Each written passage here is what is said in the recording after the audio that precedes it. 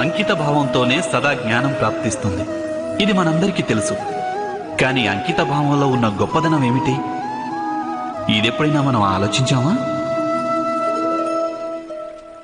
జ్ఞానప్రాప్తికి సదా మనిషి మనసు విభిన్న సమస్యల్ని సృష్టిస్తూ ఉంటుంది.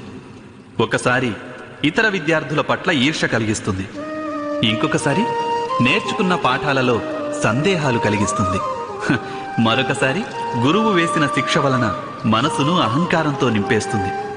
కాదా? ఇలా జరగదంటారా?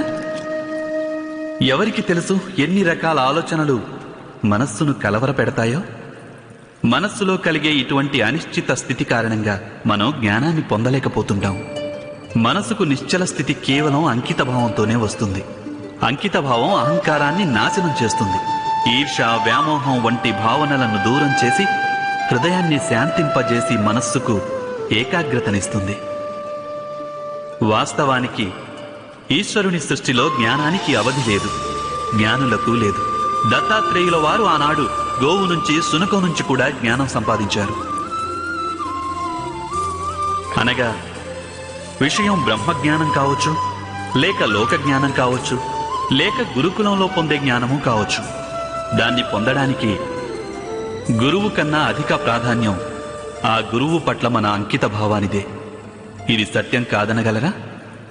మీరే ఆలోచించండి.